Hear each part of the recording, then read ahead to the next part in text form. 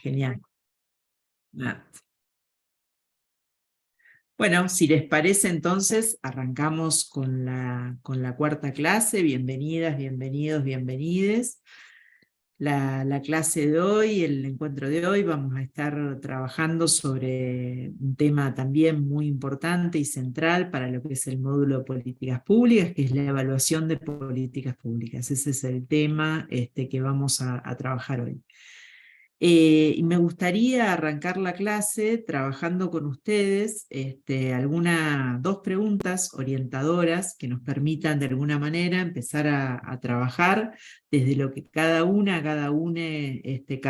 trae en relación a lo que es el concepto de evaluación y cuándo usamos el concepto de evaluación. Así que si les parece, ahí está Oriana también saludando.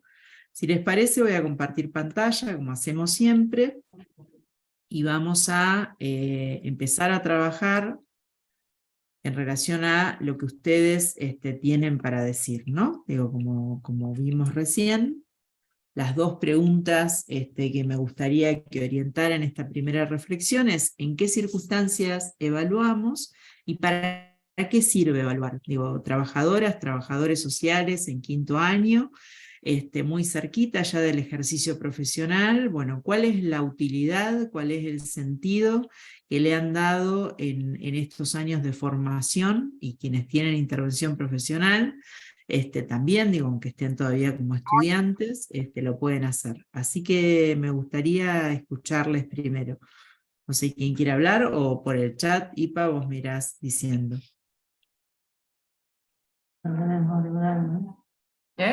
Lo tengo en la cartera. Marcia, ¿se te escapó el micrófono o querés contarnos, querés compartir?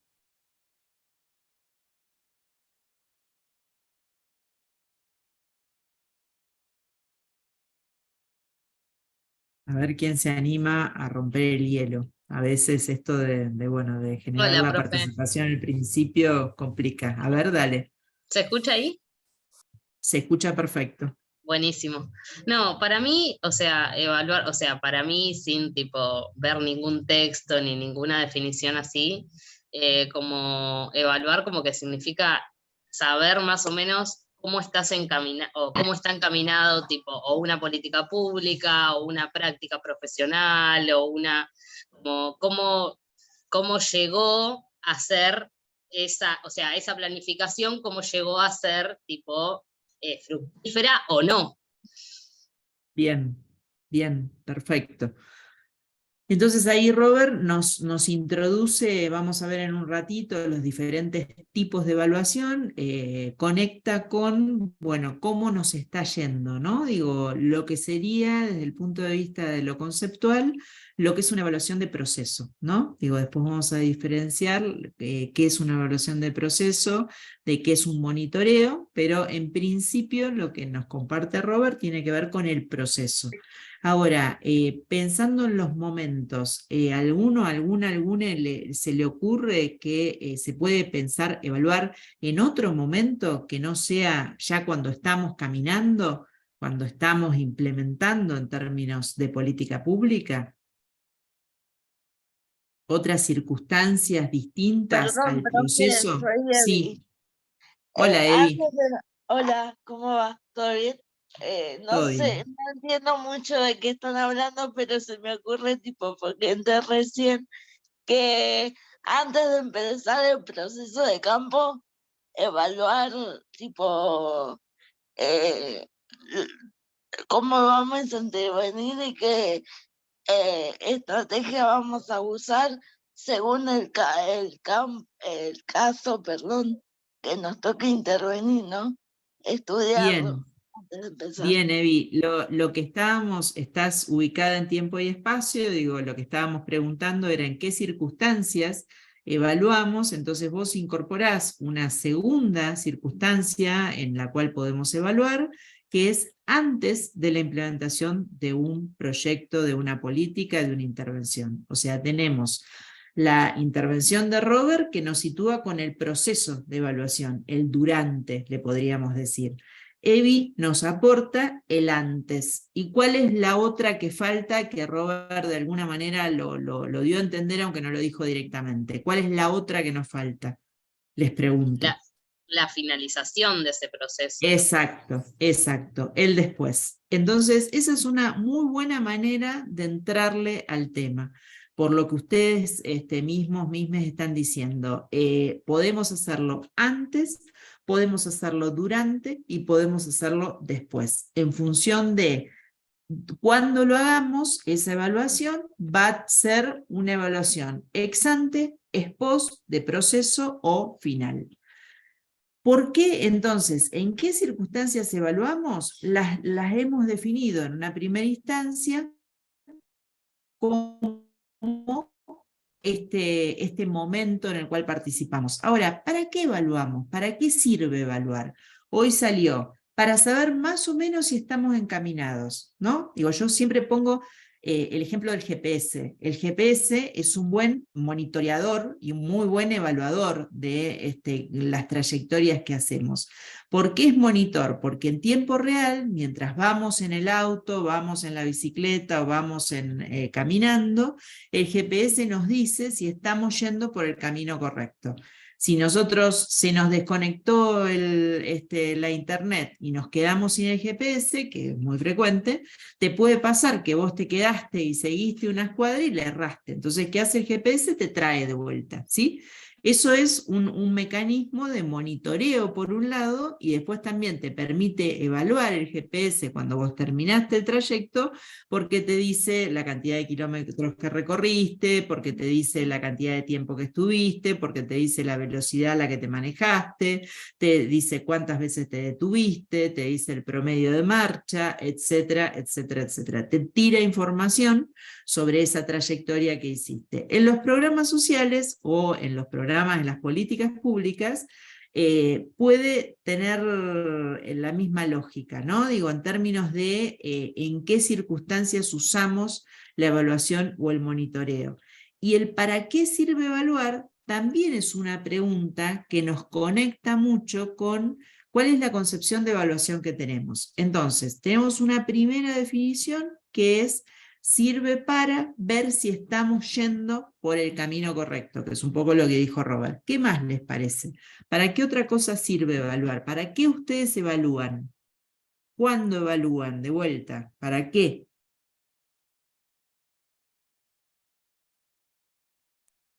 Y uno Buenas, cuando... ¿qué tal? Ah, A ver, Renzo, dale. No, pensaba también en este sentido de que se puede, en lo que vos planteabas, de, bueno, cómo está yendo, cómo estamos yendo y demás, también el impacto o el alcance de determinados proyectos, políticas públicas, implementación, y efectivamente los objetivos que se están planteando con la implementación de tal o cual proyecto o planificación, efectivamente está llegando a la población y a las personas con las que, a las que nos estamos dirigiendo o a las que el proyecto está dirigida y demás. Eso Bien, imagino que bien. puede ser durante, inclusive también en el después, pero para poder hacer modificaciones a lo mejor en el camino, también se puede evaluar el durante. Y Bien, después perfecto. en post pensando después en el armado de otras políticas públicas que sean superadoras de esas. ¿Mm? Perfecto. Entonces acá lo que Renzo nos trae como un para qué sirve es lo que se denomina desde el punto de vista conceptual el cumplimiento de objetivos. Evaluamos para ver si cumplimos objetivos, evaluamos para ver si estamos cumpliendo efectivamente con los resultados. Y Renzo incorpora también un concepto que está vinculado con la evaluación, que es un tipo de evaluación. Digo, después vamos a ver como la palabra impacto, esto lo decimos siempre, la usamos medio como indiferenciadamente, ¿no? Como medio refiriéndonos a los resultados. Y en realidad el impacto es un tipo de evaluación que tiene que tener características particulares para que podamos llamar que es de impacto, que en las ciencias sociales en realidad no está muy bien vista, porque para ubicar el impacto tenemos que ser capaces de diferenciar cuáles son los efectos de nuestra política con otra política. Y eso a veces en las personas de carne y hueso, que estamos muy atravesadas por distintas políticas, eso no es tan sencillo. Pero eso nos trae algo que es muy importante y que muchas veces, la mayoría de las veces, evaluamos para ver si estamos cumpliendo o no con los resultados que nos estamos planteando. ¿Quién más? ¿Alguien más había empezado a hablar? Profe, ¿se me escucha? Sí, sí, se te escucha perfecto. Y después Por ahí una intervención en el también. chat. Bien. Por ahí también la evaluación de una política sirve también para ver si está bien direccionada, digamos, a los sujetos. Y la respuesta de estos mismos sujetos, digamos, está, o sea, si hay una buena recepción o no de la política que se planificó para una población determinada. Bien, bien. Bueno, ahí Lucía incorpora un elemento también súper importante para pensar la evaluación de la política pública, que es la capacidad de redirigir una intervención, la capacidad de chequear si tiene sentido lo que estamos haciendo en relación a ¿qué? A la población destinataria. O sea, el sentido de la política tiene que ver con llegar de la mejor manera a los sujetos, a los sujetes que son objeto de la política, de la intervención. Entonces, es muy interesante cuando concebimos la evaluación como un mecanismo de chequeo de esa consistencia con la relación con esos sujetos, sujetas, sujetes, como sea la situación. Ipa, ¿querés leer lo del chat? Sí, acá Oriana decía que tomando lo que decía Robert, también sirve evaluar lo que hacemos para evitar futuros errores. Bien, Nati Canelo, silenciemos la tropa, porfas.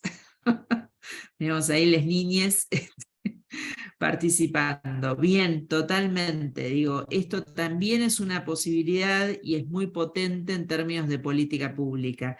Y es algo que es una decisión, ¿no? El lugar que le damos a la evaluación en los procesos de implementación. Entonces, retomando todo lo que ustedes vienen diciendo y entrándole al tema desde las concepciones, las percepciones, los conocimientos, sin haber leído, como ustedes dicen, el material que tenemos para trabajar, podemos avanzar en, si se quiere, las definiciones que para mí son importantes entender en sus contextos históricos. Digo, Cohen y Franco son dos autores que han sido muy importantes para la evaluación de políticas públicas en América Latina, sobre todo para todo lo que tiene que ver con políticas sociales. Son autores que de alguna manera marcaron un mojón en términos de la conceptualización de esto. Y Weiss también es un autor americano o norteamericano que también marcó un norte cuando la evaluación todavía era un tema, así como veíamos lo de género en la semana pasada, bueno, con la evaluación pasa lo mismo, ¿no? Es como un elemento que todo el tiempo hay que militar su incorporación. No está instaladísimo que no hay posibilidades de implementar política pública si no tiene dispositivos de evaluación. No está instalado. Y menos en nuestro país. Digo, hay otros países, como es el caso de Chile, como es el caso de Uruguay, por hablar de países cercanos a nosotros, que sí lo tienen instalado. En el caso de la Argentina, el tema de la evaluación solamente está instalado en algunas circunstancias, con algunas características, etcétera, etcétera. Entonces, la primera cuestión, la primera definición que les proponemos trabajar es entender que la evaluación siempre tiene una dimensión subjetiva. O sea, hay todo un rollo con esto de cómo hacemos evaluaciones objetivas, cuando en realidad lo que entendemos desde las ciencias sociales es que siempre la evaluación tiene una dimensión subjetiva, porque está fijando valores en relación a parámetros, y los parámetros son convenciones sociales. Entonces, por ejemplo, digo, hoy el jardín de infantes es obligatorio desde los 3 años. Ahora, cuando yo era chica, no era obligatorio el jardín de infantes. Entonces, si vamos a evaluar, por ejemplo, políticas educativas vinculadas a los primeros años de vida o a la primera infancia, no podemos, no nos puede dar lo mismo, por ejemplo, evaluar la tasa de cobertura que tiene el sistema educativo de menores de 6 años, de niñas menores de 6 años, cuando el jardín no era obligatorio que cuando el jardín es obligatorio. Lo mismo pasa con la secundaria, lo mismo pasa con las vacunas, o sea, son estándares que se ponen, estándares que acordamos, y que entonces después podemos establecer esa evaluación. No hay evaluación sin parámetros, y esos parámetros son convenciones, son construcciones, ¿cómo decirlo? Son convenciones culturales, epocales, etcétera, etcétera, etcétera, que no podemos dejar de entender de esa manera. Lo que hoy puede ser algo que parece que es así, hace 30 años no lo era, 40 años, 50, ya le erro a las temporalidades. Ahora, fíjense cómo en los 80 empieza a aparecer la importancia de las metas, ¿no? Lo que decía Renzo, la importancia de la efectividad de la política pública, la importancia de la evaluación para la agenda gubernamental. O sea, hasta la década de los 80, y muy vinculado a todo lo que es la reforma educativa, digo, todo lo que es el advenimiento de la democracia en nuestro país, etcétera, etcétera, la evaluación no era un tema de agenda pública gubernamental. A partir de esa década empieza a serlo. Fíjense cómo acá aparece algo que desde todas las intervenciones ustedes lo fueron planteando, que es la importancia de la evaluación con la toma de decisiones. Cómo la toma de decisiones sobre procesos evaluados es una toma de decisiones mucho más potente que la toma de decisiones en el aire, por decirlo de alguna forma, ¿no? Y en la última definición se nota mucho, acá siempre lo decimos, el consenso de Washington. O sea, ya se nota que acá lo que buscamos es la maximización de los beneficios, que acá lo que buscamos es la relación entre las decisiones, la asignación de recursos y los resultados. Digo, podemos, para los que tenemos más edad, estas cosas eran climas de época que vivimos. Para ustedes, bueno, de vuelta, es como estudiar épocas pasadas, pero que tienen que comprenderlas en contexto.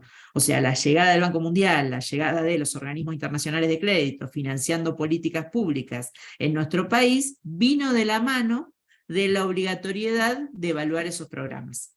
Entonces, de alguna manera, esto se instala en nuestro país como algo fuerte, ¿no? Entonces acá hay una frase, una cita, que ahora la vamos a leer, de este libro tan icónico de Cohen y Franco de esta época, donde ellos de alguna manera retoman lo que decía Robert al principio, ¿no? Ella decía saber más o menos, ¿no? Entonces ese más o menos, que está bien, digo, porque es como el primer acercamiento que todos y todas tenemos.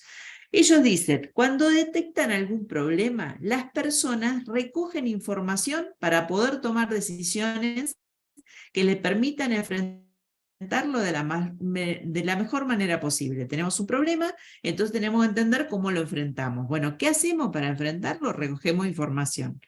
La calidad de esa información que recogemos va a impactar de manera directa después en las decisiones que tomemos. ¿Está bien? Ahora ellos dicen, del mismo modo, realizadas las acciones que consideraron oportunas en su momento, suelen reflexionar sobre el acierto o el error en que incurrieron al actuar como lo hicieron. Acá nos ponen el después, lo que veíamos hoy. En lo primero es el durante y qué hacemos para enfrentar ese problema, el ex ante. Acá nos ponen el después. Y dice, de esta forma están evaluando acciones y obteniendo información para ajustar su comportamiento a futuro. Y dice, son evaluaciones que están teñidas de subjetividad y que se realizan en la mayoría de los casos con información insuficiente y mediante una reflexión asistemática. Esto es clave. ¿Por qué es clave? Porque nos da las pautas, por la negativa, de qué características tiene que tener una buena evaluación. Entonces, más allá de la metodología, porque vamos a ver que hay muchas metodologías para evaluar, digo, en la experiencia nuestra, nosotros hoy les vamos a mostrar, vamos a compartir, muy bien, somos 44, en víspera de Pascua, impresionante esta masa. Les vamos a compartir una experiencia, pero también tenemos otras experiencias que le vamos a ir compartiendo a lo largo del año, donde vamos a ver distintas metodologías. Entonces, más allá de lo metodológico, porque eso es harina de otro costal, lo que ustedes tienen que poder visualizar es que ningún proceso de evaluación puede ser un proceso de evaluación de calidad si no es sistemático. Esa es la primer condición que tiene que tener. Ayer hablábamos con Mercedes en relación a nada, un compañero nuestro, en esto de cuando vos querés evaluar algo, no puedes entrar y salir de las escenas loca de una forma. Entonces, por ejemplo, para tirar un ejemplo en este sentido, nosotros ahora estamos empezando a implementar una modalidad diferente de cursada en la Escuela de Oficios. Bueno, entonces estamos mirando las cursadas en tiempo real porque se transmiten igual que la nuestra de esta manera, ¿no? Perfecto. ¿Cuándo vamos a mirar? Vamos a mirar todas las clases, vamos a mirar una vez cada 2 semanas, vamos a mirar una vez por semana. ¿Qué vamos a mirar? Las mismas cosas, vamos a ir incorporando cosas que no teníamos en cuenta, pero que entendemos que son necesarios. Entonces, eso que vamos a mirar, eso que vamos a hacer, tiene que ser sistemático, tener un alcance claro y que esté explicitado. Entonces, por ejemplo, bueno, nosotros vamos a mirar todas las cursadas durante los 4 meses, una vez al mes, por ejemplo. Entonces vos ya sabés que lo que vas a tomar en cuenta en ese caso es el ajuste que se van a hacer en las 3 semanas que vos no vas a mirar, por ejemplo. Podés mirar toda la clase, podés mirar la mitad, podés mirar solo unos minutos, podés mirar desde antes de la conexión hasta después. Todas estas cosas son decisiones que tienen que estar explicitadas en la propuesta de evaluación que nosotras hagamos. Ahora, en la lógica de lo que decía, creo que era Lucía, si vamos a estar mirando cuestiones abiertas a que puede haber modificaciones, tenemos que usar el concepto de trazabilidad.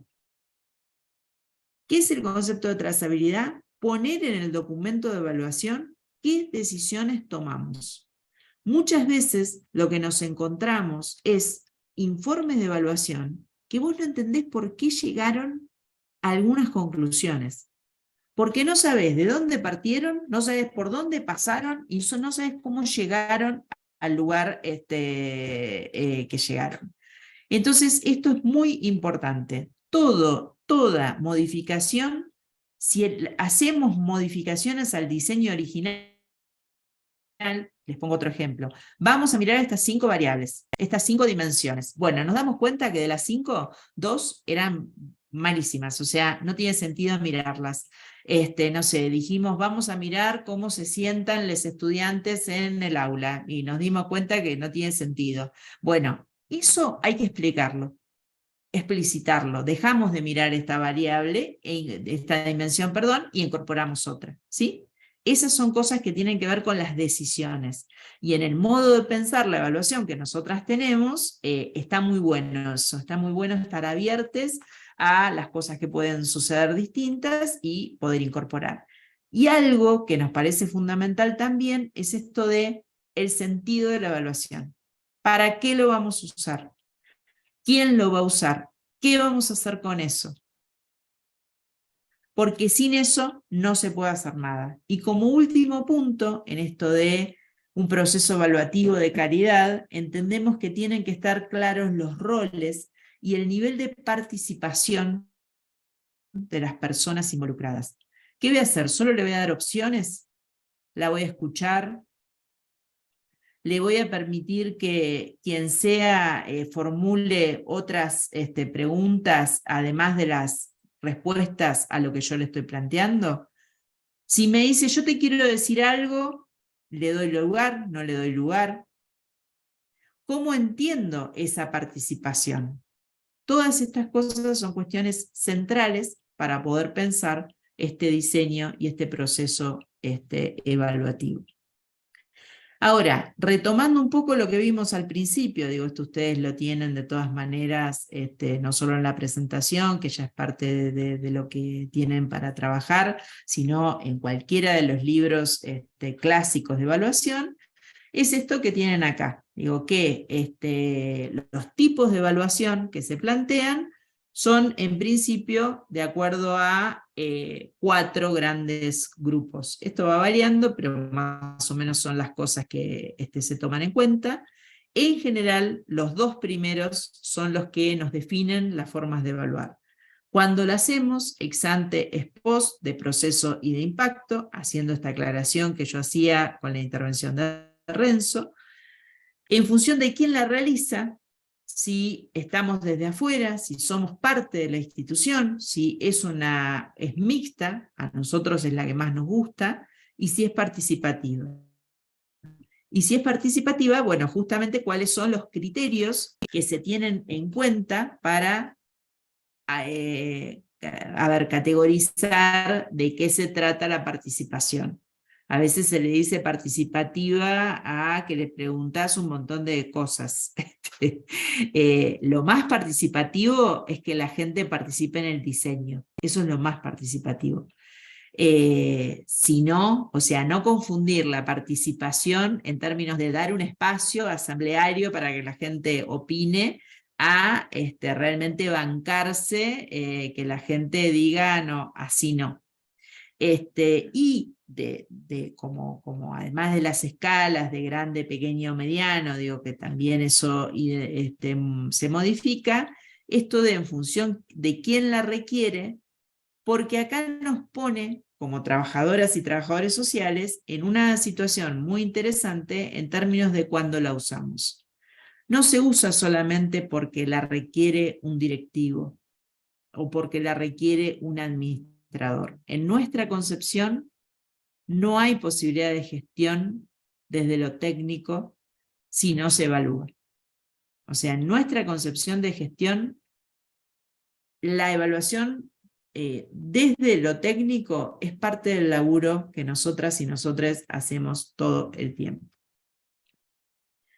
Ahora, si miramos en términos de lo que venimos mirando desde el principio de la cursada, que es esto del proceso de producción de política pública, nos vamos a encontrar que hay momentos y herramientas que funcionan mejor en algunos momentos que en otros. Hay 2 herramientas, digo, y esto obviamente que es un poco lo que ven acá, digo, en términos de los rulos estos, es que siempre es un proceso que se retroalimenta. Acuérdense que no son etapas, sino que son momentos de un mismo proceso. Lo primero, como herramienta, de la planificación, es el análisis situacional. O sea, no podemos pensar la evaluación si no sabemos dónde estamos parados, dónde estamos paradas.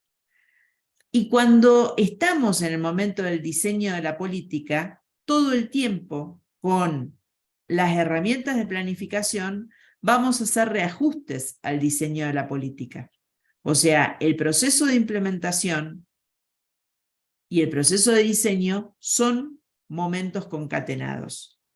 ¿Dónde aparecen las instancias de evaluación?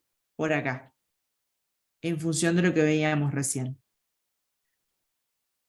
Aparecen en el momento donde estamos, de alguna manera, formulando las alternativas. ¿Por qué? Porque, por ejemplo, decimos, bueno, vamos a diseñar un programa de, no sé, algo que tenga que ver con reforzar la canasta alimentaria. Bueno, podemos hacer una entrega de productos o podemos proponer la tarjeta alimentar. Son dos alternativas distintas que buscan lo mismo o cosas parecidas. Eso se evalúa ex ante, antes del diseño de la política. Pero después, en la lógica de lo que ustedes decían, se evalúa en la implementación cuando miramos proceso y cuando miramos monitoreo. ¿Cuál es la diferencia entre la evaluación de proceso y el monitoreo? ¿Vamos bien hasta acá o estoy muy lora parlanchina? ¿Estamos bien? Tírenme así alguna señal de... Bien, joya. De lo que se ve, estamos bien. Hola Maca, no te había visto. Hola Yoyus, empiezo a mirar, las empiezo a recorrer y las empiezo a ver, les empiezo a ver.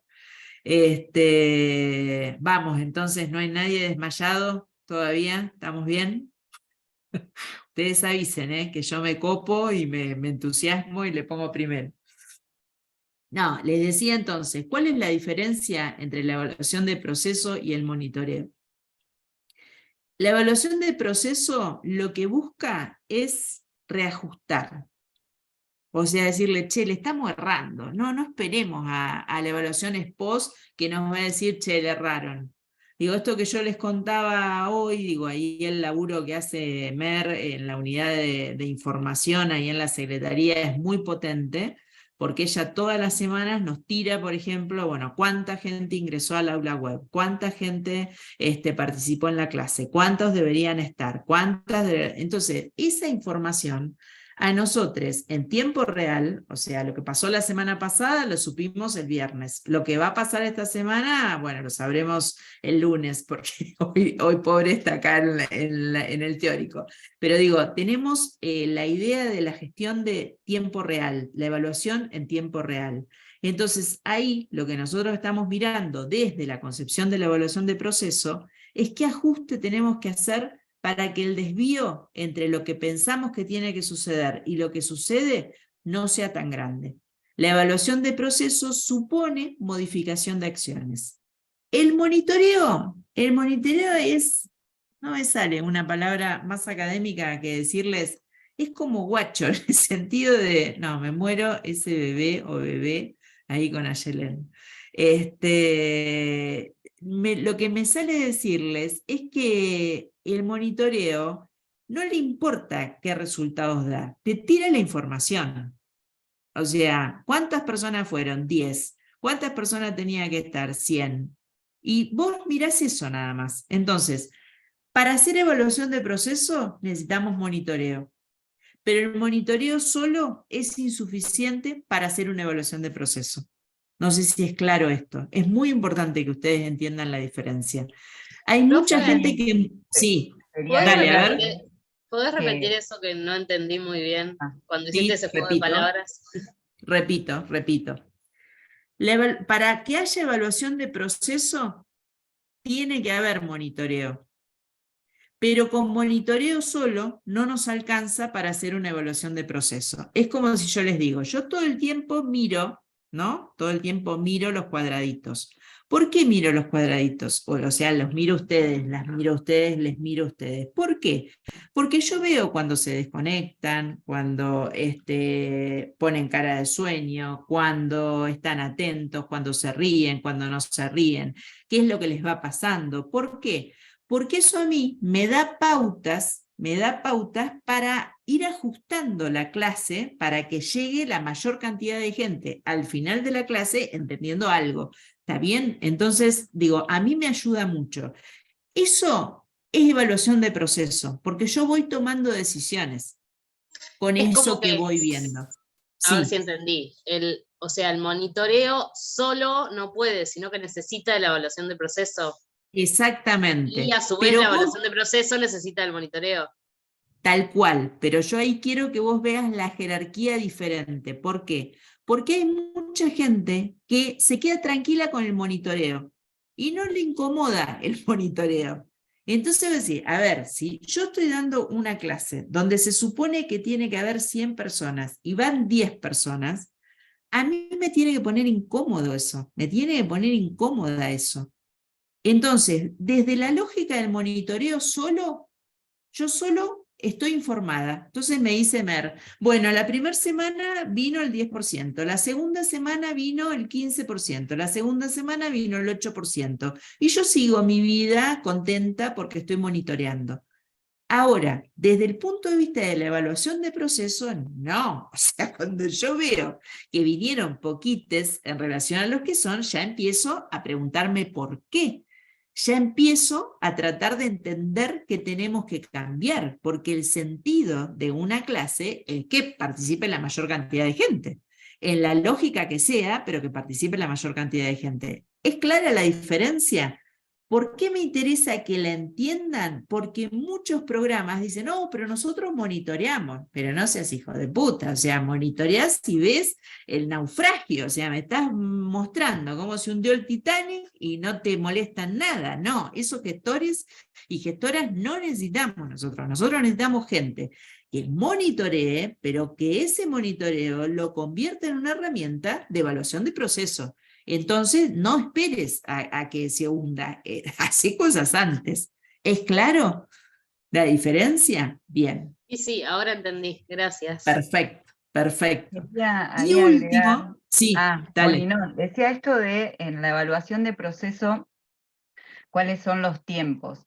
Y ahí dependiendo, porque yo pensaba esto que vos decías semanal. Bueno, semanal y hace una semana que empezó la implementación de este proceso. Entonces, en la primera semana nosotros necesitábamos hacerlo cada 3 días, que en una evaluación de proceso, o sea, eso es un montón, porque yo pido el reporte de datos un lunes y el miércoles ya estaba pidiendo nuevamente, pero es una semana crucial porque tiene que ver con esto que decía María, bueno, la participación de personas en la propuesta, ¿no? Entonces, eso te da el margen para ver qué hacemos cuando tenemos el 10%. Ahora, si este monitoreo o esta evaluación de proceso se hacía a los 15, 20 días, ya habían pasado 3 clases. Y un requisito para que alguien esté regular, como nos pasa a todos en los espacios que participamos, es que hayan tenido, o que puedan tener 2 faltas, y además porque tiene que ver con su proceso de aprendizaje. Entonces, en esa semana que fue la pasada y esta, y la que viene, es como fundamental hacerlo poco espaciado, digamos, y son los mismos números que vos decís, vos me lo pide de nuevo, vos lo necesitamos porque cambia cada 3 días. Después, Bueno, pone que en no. esto que está diciendo Mer, hay algo que lo quiero subrayar, que es esto del, me lo pide de vuelta. Si vos no tenés incorporada, si las personas no tenemos incorporada la importancia de la evaluación de proceso, lo va a sentir como una carga. ¡Ay, de vuelta me pide esta mina la información! Ahora, si vos entendés que es parte crucial para, por ejemplo, que no te quedes con la mitad de la gente o el 20% de la gente, entonces lo incorporás como parte de tu trabajo. O sea, la evaluación cuando es entendida como parte de la tarea es potentísima. Cuando es entendida como qué pesadilla estos que me preguntan y encima de todo lo que laburo tengo que hacer tal cosa, es un problema. Entonces, y si encima trabajas con el concepto de información, producción de información en tiempo real, que es lo que está diciendo Mer, bueno, la cosa más se complica todavía. ¿Vamos hasta acá? Esto es como el mapa total de lo que podría ser un esquema simplificado, obviamente, de cómo funciona la evaluación en el proceso de producción de la política pública. Y, por último, la evaluación de resultados que nos permite identificar si tiene sentido la continuidad de la política o no. Esto es clave también, porque muchas veces, y lo vamos a ver ahora en el ejemplo, muchas veces esta evaluación no se hace y se implementa de vuelta un programa, una política que arrastra los mismos problemas que el anterior, porque no hubo evaluación de resultados, ¿no? Digo, acá la veo a María José, digo, también tiene mucha experiencia, está laburando mucho todos estos temas, digo, hay como muchas cosas, Agustina, con la evaluación de impacto que hicimos, digo, hay como muchas cosas para compartir, para conversar. También tienen los prácticos, digo, sáquenle el jugo a las docentes, porque realmente hay como mucha experiencia en el equipo en varios ejemplos de evaluación. Quiero incorporar, introducir una política que nosotras miramos muy especialmente, digo, hemos participado de ella en algunos momentos más que en otros, pero la venimos transitando muy de cerca, que es la política de transferencia condicionada de ingreso, que aparece, digo, no es la primera vez que aparece porque hay antecedentes, pero es la primera política de la cantidad de titulares que tuvo a su cargo, fueron más de 2 millones de personas, que es el programa Jefas y Jefes de Hogar, o el plan Jefas y Jefes de Hogar. De vuelta, digo, muchos y muchas de ustedes tienen una edad que no les permite haber estado en ese momento con capacidad de poder entender o compartir epocalmente esto, otras seguramente sí.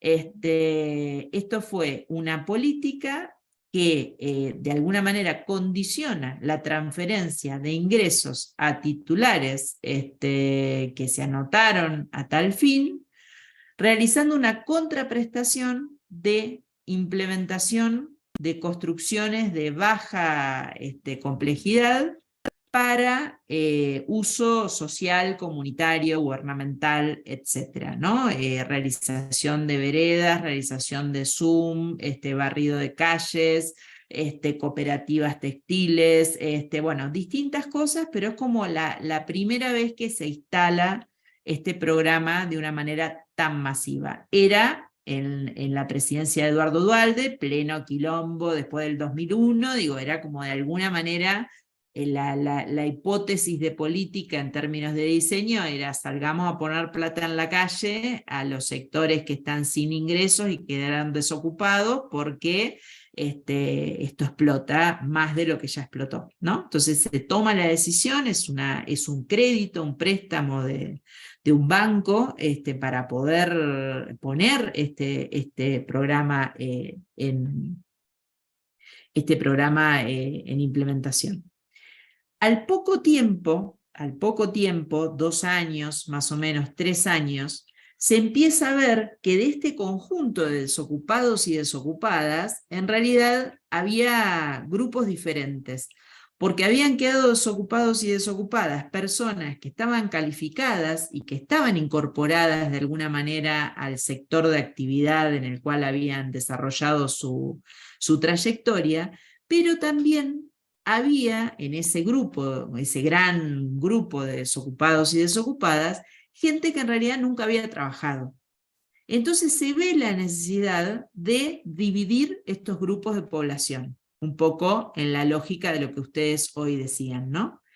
Y se toma una decisión, que yo lo digo siempre, yo no estuve de acuerdo, las cuestiones de género no estaban tan fuertes, y tal vez si hoy hubieran estado fuertes como están las cuestiones de género, esta división así no se hubiera podido sostener desde la decisión, que fue dividir todo este universo de personas en 2 grandes grupos.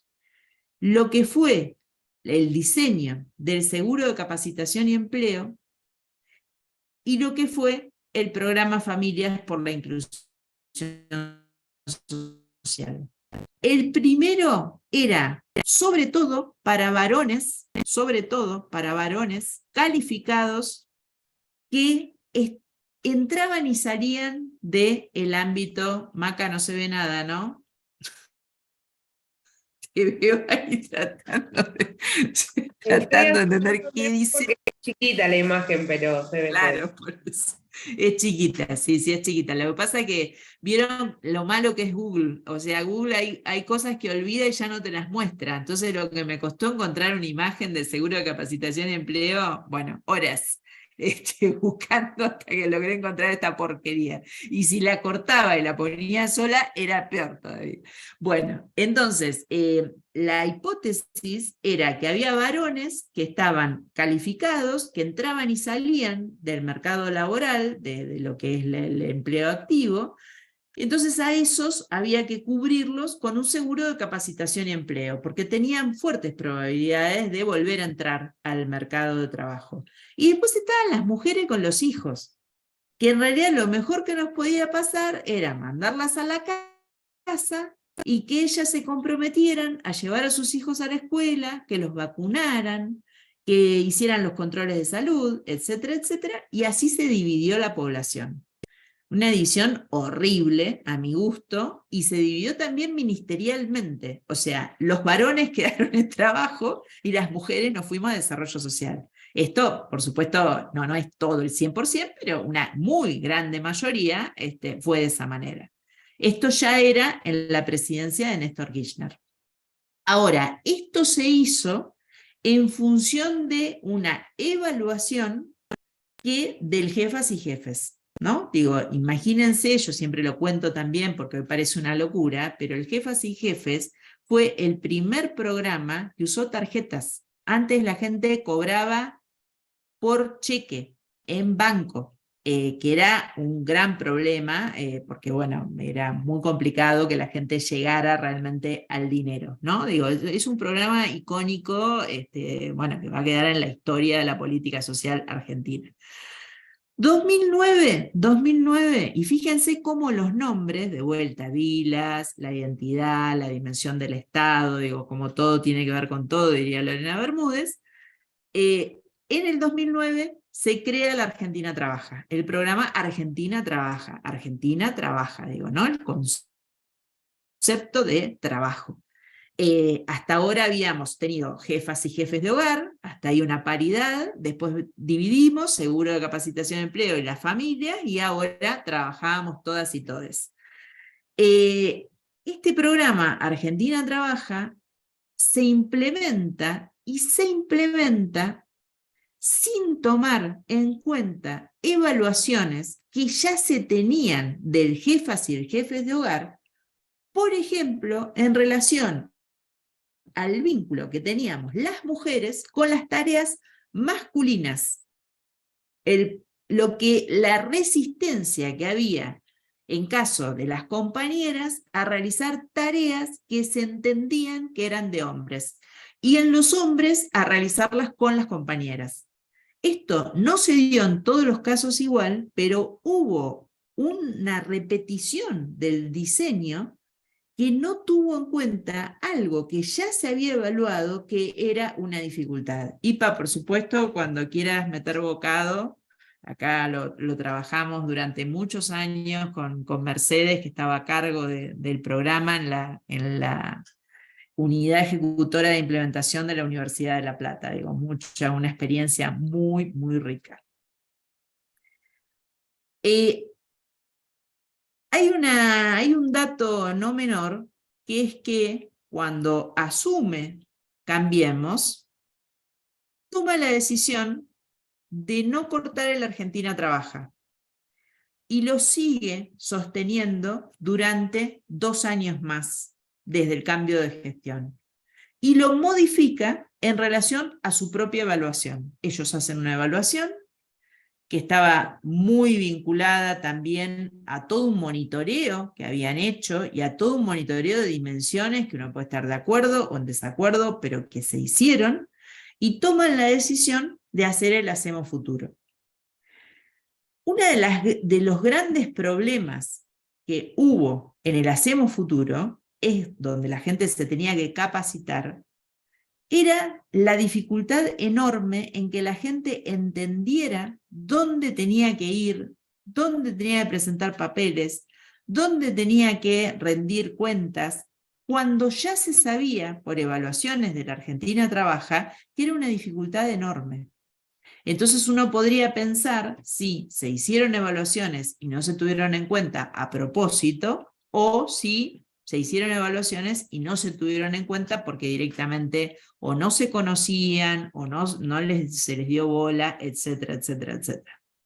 Profe, Cuando cambia el... Sí. Acá la diferencia entre jefas y jefas de hogar, Claudia habla, Verón. Hola, Claudia. Y Hacemos Futuro. Es también que la primera es una contraprestación Y la segunda ya había que capacitarse Claro, para hacerla. la contraprestación en el Hacemos Futuro es la capacitación.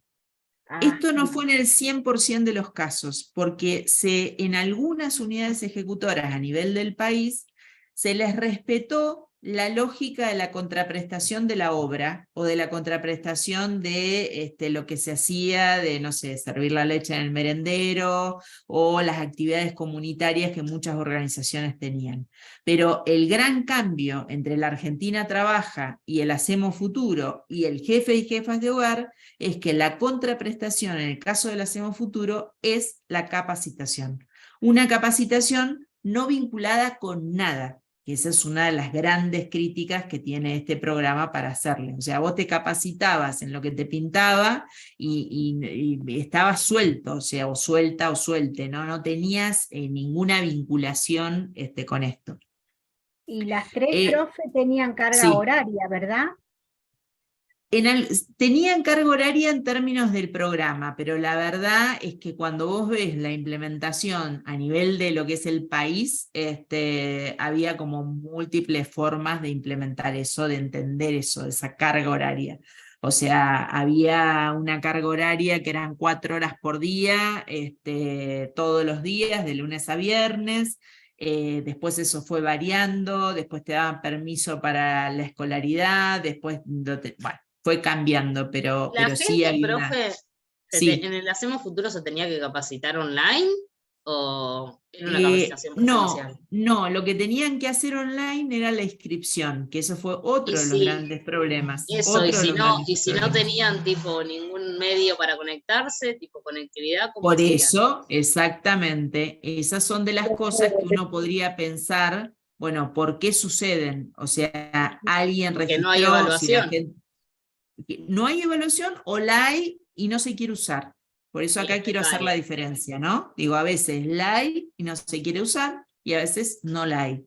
La mejor situación es que la haya y que la uses, eso es lo más. pero pueden pasar como todos estos escenarios, Perdón, ¿no? profe, una Sí. consulta. Esto de la falla en las evaluaciones también se puede pensar en relación a lo que veíamos en la primera clase de este plan que no recuerdo el nombre, que está fallando también, tipo, porque hay muchos sujetos que no se pueden conectar para reescribirse. No me acuerdo el O sea, nombre del programa. El no sé potencial cuál trabaja. trabajo, Debbie. El potencial trabajo. Por Exactamente. eso, ahí vamos justo, Evi, al último programa, que es el potenciar. Todos tienen la misma línea. O sea, el potenciar trabajo recoge la población del Hacemos Futuro. El Hacemos Futuro recogió la población de la Argentina Trabaja. El Argentina Trabaja viene del Familias y del Seguro de Capacitación de Empleo. Y eso viene del jefe y jefas de hogar.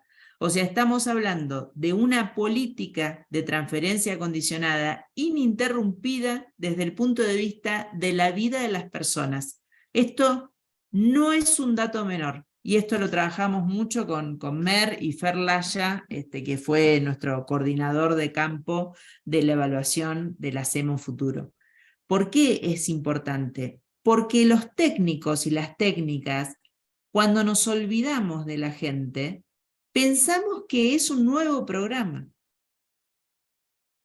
Pero desde la trayectoria vital de las personas, es el de siempre que ahora tenés que hacer cosas distintas.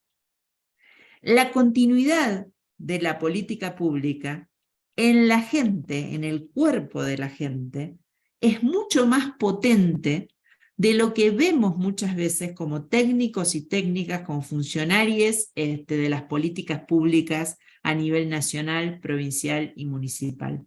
Por eso es tan importante escuchar a la gente en términos de cuál ha sido el derrotero, porque logran una concatenación de hechos que no logramos desde el diseño de la política pública. Y por supuesto, cuando les escuchás, te marcan las inconsistencias. Ahora, de vuelta, el potenciar trabajo vuelve a repetir situaciones que ya sabemos que no funcionan. Entonces, supongamos que ustedes dicen, yo digo, bueno, no, le hacemos futuro, lo que pasa, que tenían otra ideología, pero ahora con una ideología en el mismo espacio del potenciar, Aldana, decirle a tu compañero o que venga el teórico y escuche la clase, o que te deje tranquila. Decirle que digo yo que te deje tranquila, Aldana Correa, a tu compañero, que así no vale, que nos está distrayendo a la estudiante. Nada, entonces se entiende, digo, se entiende cómo son las cosas en este sentido, digo, cómo podemos mirar de esta manera la política pública. Entonces acá, digo, para verlo muy rápidamente y ya ir como en la última parte del teórico, venimos bien, somos 45, llegamos a ser 47, tenemos 2 bajas, así que estamos muy bien. Esto, en realidad, la semana que viene, el miércoles que viene a las 11 de la mañana, lo presentamos formalmente en el Consejo Nacional de Políticas Sociales, así que es una especie de spoiler. Hola, Luca. Una especie de spoiler de lo que vamos a presentar el miércoles que viene, que son las conclusiones de lo que fue la evaluación del Hacemos Futuro. Se nos propone como universidad, lo coordinó Mer, como prosecretaria de Políticas Sociales, se nos propone como universidad hacer la evaluación del programa Hacemos Futuro, que ya había terminado, o sea, ya había terminado. ¿Y nosotras por qué decimos que sí? Decimos que sí por esto que les acabo de decir, porque nosotros sabíamos que el potenciar trabajo, el Hacemos Futuro, las personas eran las mismas que el potenciar trabajo. Entonces, la hipótesis que nosotros entendimos es que, por eso le ponemos el desafío, para decírselos a ustedes, era que evaluar un programa finalizado en el marco de un proceso cuya continuidad está dada por la trayectoria de vida de las personas en los últimos 20 años, era muy potente, porque las personas eran las mismas. Entonces, si nosotros le íbamos a preguntar de vuelta, Tuc, decime qué pasó en el Hacemos Futuro, solamente no tenía sentido. Ahora, si nosotros mirábamos la película entera, podíamos tener indicios también del potenciar trabajo. Que esto no gustó, sinceramente, esto total, después justo el minuto no lo va a ver la gente que no lo tiene que ver, pero digo, la verdad que no cayó muy bien que eso fuera de esa manera, pero a nosotros nos pareció re buen aporte. Bueno, después cuando esté público lo vamos a circular, es un documento que tiene muchísimas páginas, tiene 300 páginas, algo por el estilo, pero tenemos una síntesis de 47 páginas o 30, no me acuerdo, que la verdad que está muy piola porque son todos así hojas como estas, donde ustedes pueden mirar. Pero para que ustedes vean un poco en la línea de lo que estuvimos viendo desde lo conceptual, las preguntas que orientaron la evaluación fueron estas. Ahora, fíjense que la última pregunta era una pregunta muy jugada en términos de preguntarle a los beneficiarios y beneficiarias qué características tenía que tener un programa para optimizar resultados. Les preguntamos a ellos y a ellas. Bueno, si ustedes pudieran sentarse mano a mano con los diseñadores y diseñadoras de estos programas, ¿qué les dirían? ¿Qué quisieran decirle? Esa para mí fue una de las partes más zarpadas de toda la evaluación. La metodología, digo, ustedes acá pueden encontrar en las negritas algunas palabras que nosotros trabajamos mucho, sobre todo el tema de lo situacional, como una cuestión muy potente, que la trabajamos también con Agustina en la evaluación de impacto, en todas las evaluaciones de impacto que hicimos el año pasado y el otro y y la evaluación integral como una referencia teórica, que ahora vamos a cerrar el teórico viendo esto. Entonces acá tuvimos 2 partes, el análisis de información. Sí. Soy Vilma Cardoso. Hola, Vilma. Después alejo la cámara porque dejaron los chicos desordenados y no encuentro la cámara. No hay problema. Quería hacer una consulta. Esta evaluación, ¿ustedes cuándo la hacen? Porque yo fui parte de, o sea, no me da vergüenza decirlo, fui parte de una de estas políticas y me sirvieron. porque fue en un momento donde mi esposo no tenía trabajo, igual no lo sigue teniendo, yo soy sostén de familia, y nosotros teníamos muchas charlas con las chicas, con las compañeras, incluso, bueno, ahora igual hay personas que pueden seguir estudiando y es parte de la política pública. Nosotros, como habíamos terminado, diríamos, la secundaria, hacíamos las veces de preceptora, pero siempre conversábamos con las compañeras y decíamos que nosotros éramos iguales que ellas, o sea, nosotros íbamos a aprender de ellas como ellas de nosotros, o sea, no. Pero nosotros sentíamos a veces que siempre nos mandaban a hacer cursos,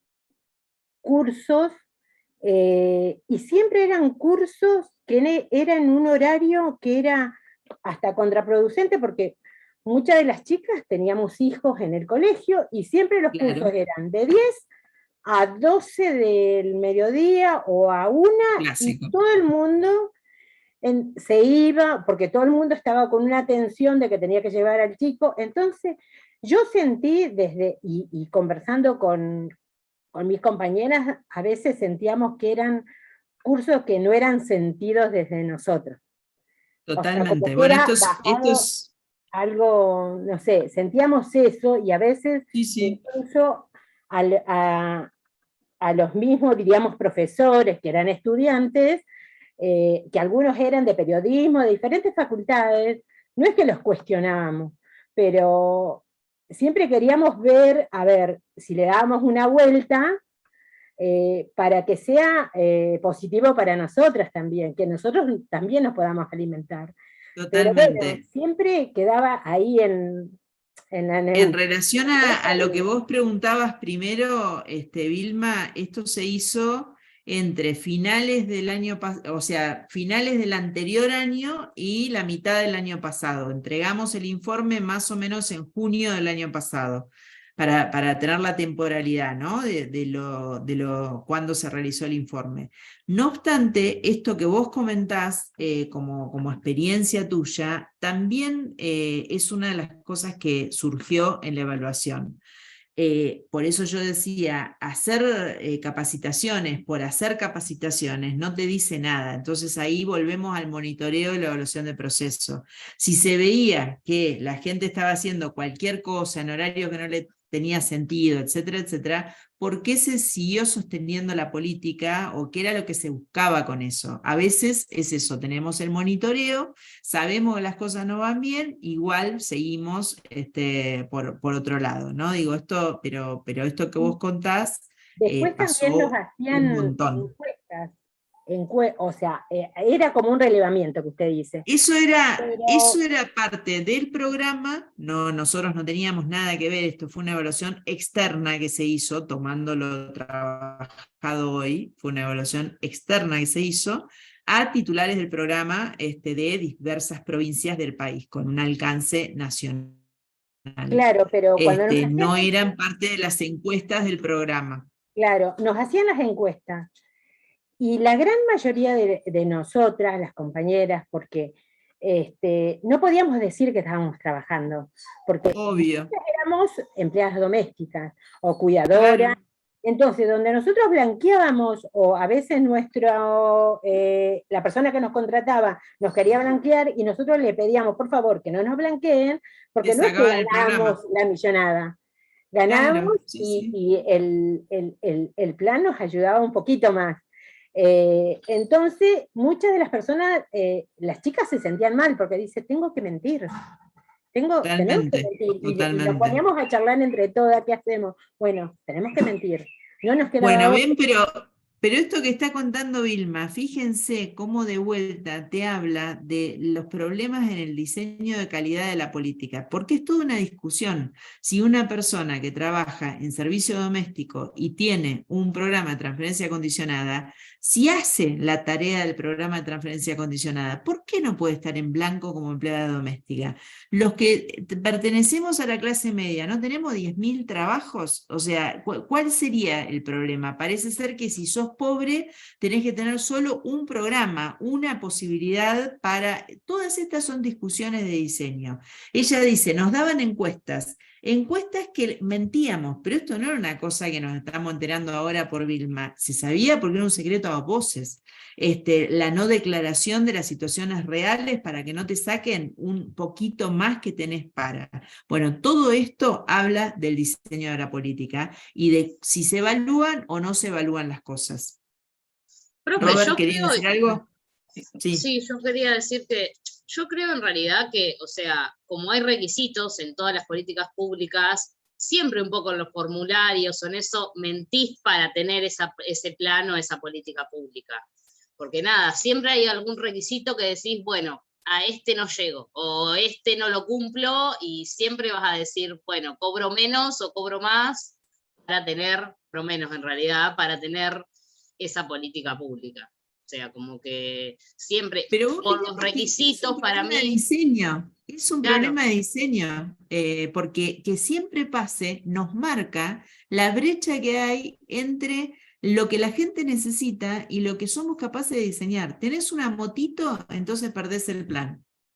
Pero porque es tipo, o sea, es como algo legal los requisitos, creo que no se pueden sacar en una política pública. No, sí, pero, o sea, de vuelta, acordate, Robert, de los requisitos para que sea una política pública, ¿no? Entonces vos decís, la característica de una política pública es que tenés que tener un programa. Dentro del programa vas a tener los requisitos.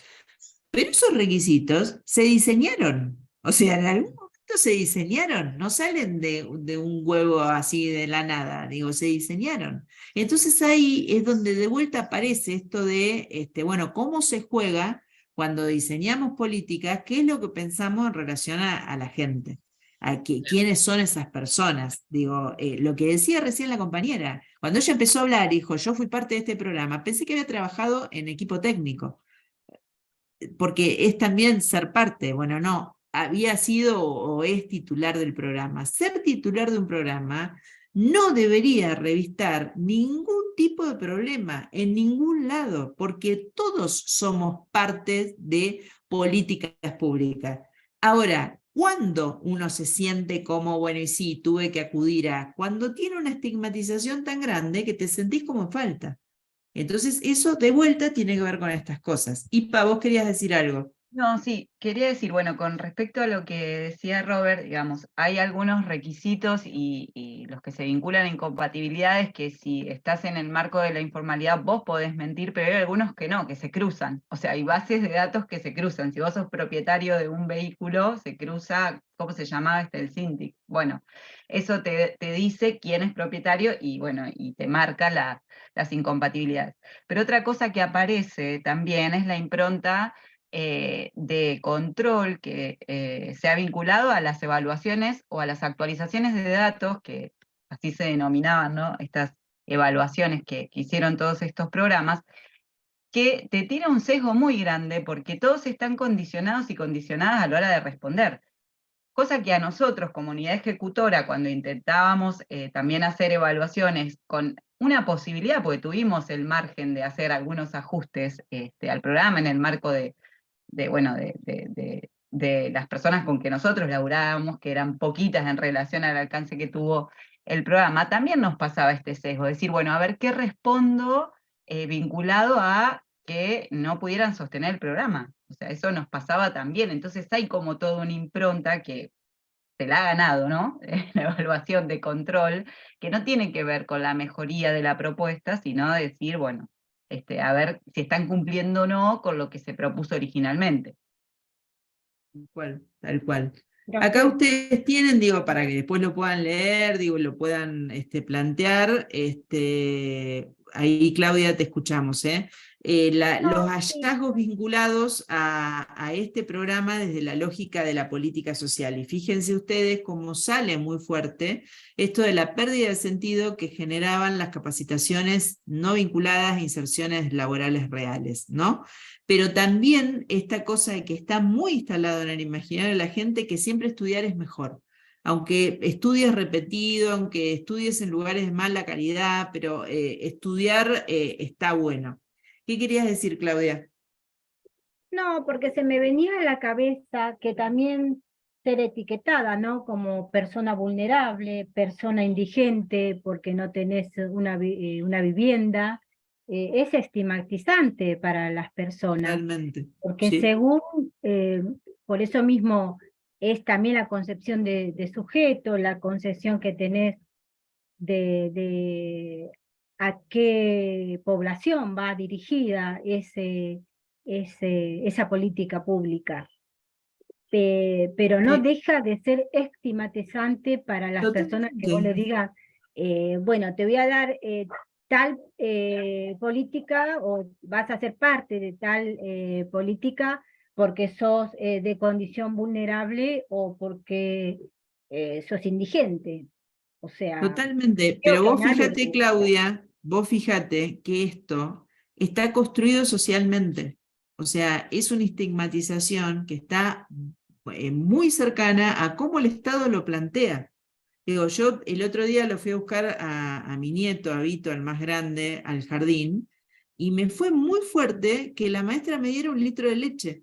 Porque en el jardín que él va, te dan leche y te dan galletitas. Entonces yo obviamente empecé a pensar, digo, pero lo necesitamos, no, se lo dan a todos, cada cuánto se lo dan, digo, pero era fuerte como decir, bueno, te traes la leche cuando llegaste en un auto moderno a buscar al pibe, ¿no? Entonces digo, cómo el Estado plantea estas cuestiones es lo que después termina haciendo la diferencia entre considerar las cosas como derechos o sentirte estigmatizada en relación a lo que te pasa. Como para ir cerrando la clase de hoy, tenemos para proponerles una construcción conceptual que hizo Paula Maya. Paula Maya es amiga, es compañera, colega nuestra, colega no porque sea trabajadora social, porque ella de base es profesora en Ciencias de la Educación, pero es colega en términos de estos temas, ¿no? De la política pública, es profesora titular de Políticas Públicas de la UNAJ. Y Paula, en el marco de su tesis de doctorado, hace un planteo, es una persona que viene trabajando el tema de evaluación desde hace muchísimos años, más de 20 años. Ella plantea la importancia de generar tipos de evaluaciones que ella denomina evaluación integral. Y esto es un poco la definición que da Paula de lo que es la evaluación integral, de alguna manera proponiendo un reemplazo de aquellas definiciones que vimos en el primer término, ¿no? Aquellas definiciones que vimos de los autores más clásicos, como pueden ser Cohen y Franco. Entonces lo que Paula dice claramente, digo, primero nos gusta porque lo entiende como una práctica de construcción, o sea, no es que te manden encuestas, no es eso, o sea, no se puede evaluar mandando encuestas, es algo que se construye en tiempo real, por más que seas el metodólogo o metodóloga más encumbrado del mundo mundial, que tiene que darte información útil para algo, no se puede evaluar si no aparece la idea de la información útil, que es una instancia de aprendizaje, o sea, es una instancia de aprendizaje. No nos evalúan para pegarnos un palo en la cabeza, sino que nos evaluamos, nos autoevaluamos y creemos en la evaluación porque es una forma de aprender de los aciertos y los errores, va a decir ella, y que trata de entender qué cambios en la vida de la gente tuvo esa política, ¿no? Un poco en la lógica de lo que Renzo decía hoy al inicio. Entonces nos gusta una definición que orienta, porque después metodológicamente, bueno, no hay tanta carne en relación a, bueno, cómo se hace la evaluación integral. Entonces nos orienta.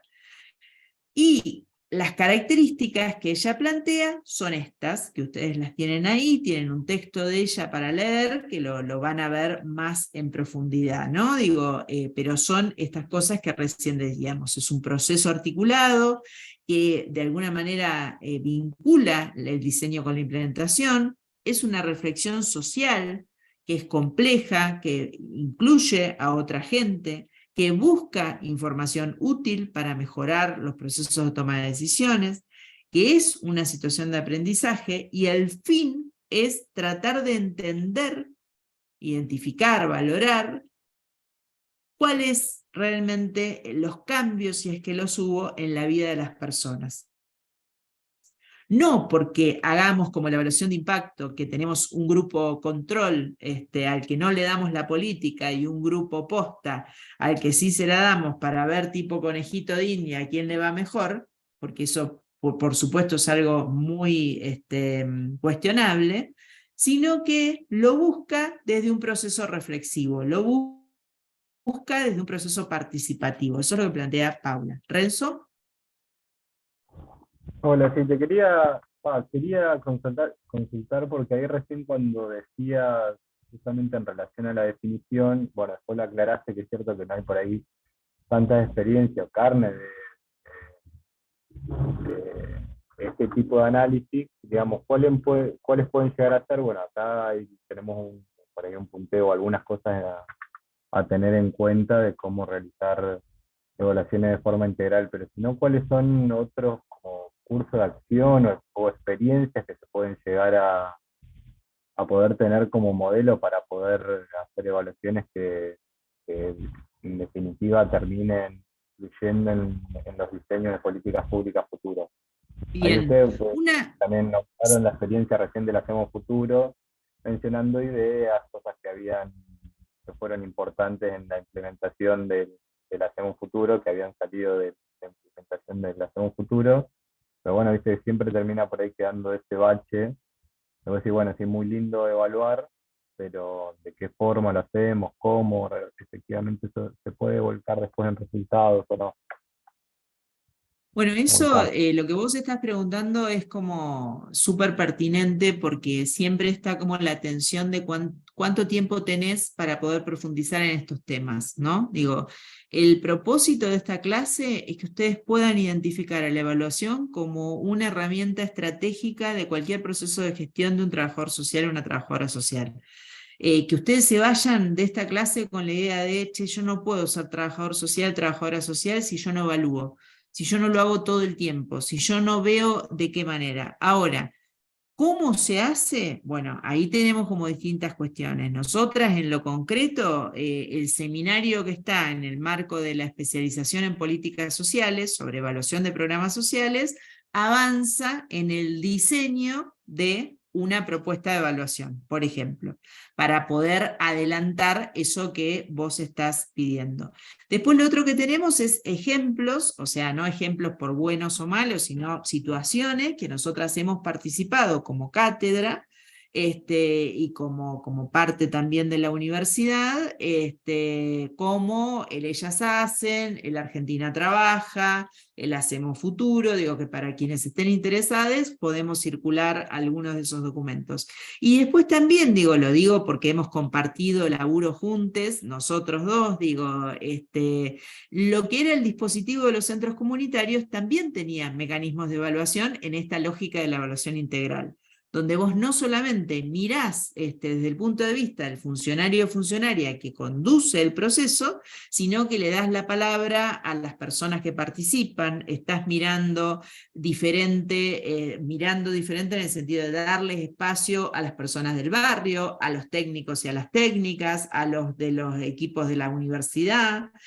Por ejemplo, Paula trabaja mucho con la incorporación, que nosotras también lo hacemos, de la evaluación de programas de 3 niveles: titulares, gestores de nivel técnico y gestores de nivel político. Eso te da una integralidad en términos de tratar de poner en tensión lógicas que son diferentes, porque lo que decía la compañera nosotros teníamos que mentir en los formularios. Bueno, eso es lo que ella te va a decir como titular del programa. Entonces vos le vas a preguntar después a quien diseñó esos formularios, che, pero ¿por qué preguntaba estas cosas si te estaba mintiendo por la cara? Y le vas a preguntar al funcionario o funcionaria que tenía a cargo eso, qué pasaba, ¿no? Te pongo un ejemplo chiquito.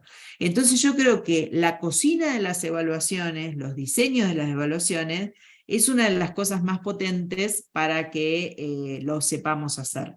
En una clase, lo que yo pretendo es un poco esto, para sintetizar, que ustedes se queden con esta intriga y estas ganas o esta inquietud que manifestás vos de, che, ¿cómo lo hacemos? Porque lo más importante para poder hacer algo es que te surja la necesidad de hacerlo, ¿no?